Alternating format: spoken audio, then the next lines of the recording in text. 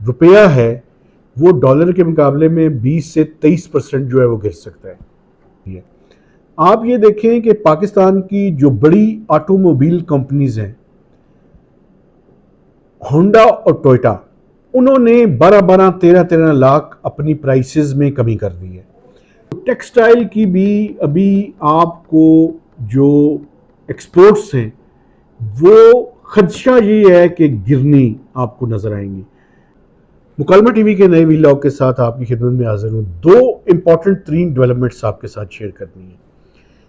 एक तो आज एक आर्टिकल पब्लिश हुआ है, पाकिस्तान के एक बड़े ही नामवर इकोनॉमिस्ट हैं डॉक्टर हफीज़ पाशा, उनका एक आर्टिकल है और उस आर्टिकल्स में उन्होंने जो बात की है वो बात कर रहे हैं कि पाकिस्तान में अभी से लेकर जून तक कोई तकरीबन 20 से 23% की डेप्रिसिएशन जो है वो हो सकती है। यानी जो रुपया है वो डॉलर के मुकाबले में 20 से 23% जो है वो गिर सकता है। अच्छा, डॉक्टर साहब मेरे लिए बड़े मोहतरम हैं, लेकिन मैं उनकी इस बात से टू सम एक्सटेंट तो एग्री करता हूँ, लेकिन कुछ और चीज़ें ऐसी हैं जो मैंने आपके साथ शेयर करनी है। और उनमें सबसे इम्पॉर्टेंट बात जो आपसे और मेरी ज़िंदगियों से मुतल्लिका है वो ये है कि इकॉनमी एक कॉन्ट्रैक्शन के मोड के अंदर जा चुकी है। आप ये देखें कि पाकिस्तान की जो बड़ी ऑटोमोबाइल कंपनीज हैं, होंडा और टोयोटा, उन्होंने 12-12, 13-13 लाख अपनी प्राइसेस में कमी कर दी है। इसका मतलब क्या है? इसका मतलब ये है कि वो कमी इसलिए कर रहे हैं अपनी प्राइसेस के अंदर कि उनकी चीज़ें खरीदने वाला कोई नहीं है। जब चीज़ें खरीदने वाला कोई नहीं है तो वो मजबूर है कि वो अपनी कीमतों को कम करें। होंडा की जो कीमतें आई हैं वो उन्होंने मुख्तलिफ अपने जो ब्रांड्स हैं उनकी कीमत में 12 से 13 लाख रुपए की कमी की है। ये बड़ा मेजर किस्म की डिक्रीज है। अच्छा, आप दूसरी तरफ लार्ज स्केल मैन्युफैक्चरिंग में देखें, जो बाकी सेक्टर्स हैं, टेक्सटाइल को देखें आप, तो टेक्सटाइल की भी अभी आपको जो एक्सपोर्ट्स हैं वो खदशा ये है कि गिरनी आपको नजर आएंगी, क्योंकि इकोनॉमी की कॉन्ट्रैक्शन की तरफ पाकिस्तान जो है बढ़ रहा है। हम स्टैगफ्लेशन की तरफ जा रहे हैं बड़ी तेजी के साथ। अच्छा, जो इन्फ्लेशन है वो जो अगले महीने का फिगर आएगा, मैं आपको बता सकता हूं कि पिछले महीने में आपने देखा कि 31.4% की मंथ ऑन मंथ बेसिस पे इन्फ्लेशन थी। ये कम हो के जो नवंबर का आप 1 नवंबर को डेटा आएगा जिसमें अक्टूबर का फिगर होगा, आप ये देखेंगे कि वो 30% से नीचे आ जाएगा। उसकी बुनियादी वजह क्या है?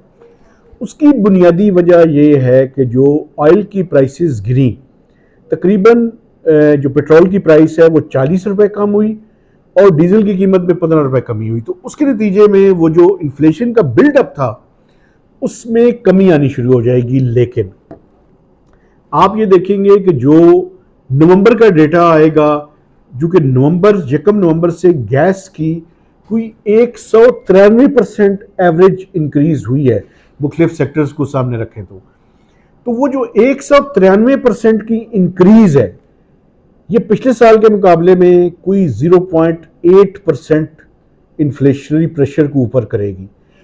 तो मजमूई तौर पे जो मैं बात आपसे करना चाहता हूं कि ये inflation month on month basis पे अगले महीने में थोड़ी सी कम होती हुई नजर आएगी, लेकिन फिर ये बिल्डअप होगी और एवरेज इन्फ्लेशन 23 से 25% के दरमियान रहेगी। लेकिन जो ग्रोथ है वो जितने इंडिकेटर्स हैं वो ये दिखा रहे हैं कि ग्रोथ का जो नंबर है, जो कि हुकूमत ने 3.5% रखा हुआ है, ये 1 से लेकर मैक्सिमम 2% के दरमियान रहेगा। ये सारी की सारी डेवलपमेंट्स ये दिखा रही हैं कि इकॉनमी स्लो डाउन का शिकार हो रही है।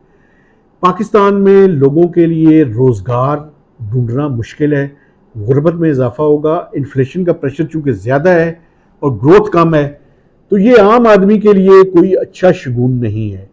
इसलिए मुख्तलिफ सेक्टर्स देखें, ऑटोमोबाइल जो गाड़ियों की कीमत है उसमें इतनी मेजर कमी इन रिसेंट ईयर्स में कीमतें बढ़ती हुई आपको महसूस हुई हैं। अब वो नई गाड़ियों की कीमतें वो कम कर रहे हैं, मजबूर हो चुके हैं। वजह क्या है कि उनकी गाड़ियां खरीदने वाला कोई नहीं है, तो मजबूरी है उनकी कि वो अपनी कीमतों को कम करें। लेकिन इसमें एक और बड़ी वजह भी है, और वो है एक्सचेंज रेट में रुपए का मजबूत होना। आपने देखा कि जो एक्सचेंज रेट है वो मजबूत हुआ रुपया, तो उसके जो डॉलर में उनकी इंपोर्ट की कीमत है वो कम हुई, वो भी पास ऑन कर रहे हैं। लेकिन ये पार्शियल बात है, असल बात ये है कि वो जो नई गाड़ियां बना रहे हैं उनको खरीदार कम हो गए हैं, तो मजबूरी है उनकी कि वो उन कीमतों को कम करें। ये जो एक्सचेंज रेट है उसका भी असर है, लेकिन जो खरीदारों की कमी है ये भी रिजल्टेंटली उनको कीमतें कम करने पे मजबूर हुए हैं। पाकिस्तान में इसलिए चीज़ें एक्सपोर्ट कम से कम गाड़ियाँ एक्सपोर्ट नहीं होती, यहाँ पे जो कॉस्ट है वो ज़्यादा है और क्वालिटी कम है, क्वालिटी अच्छी नहीं है। जब क्वालिटी अच्छी नहीं होगी तो ये चीज़ें एक्सपोर्ट करने के काबिल हम नहीं होंगे। नए व्लॉग तक इजाज़त दीजिए, खुदा हाफिज़।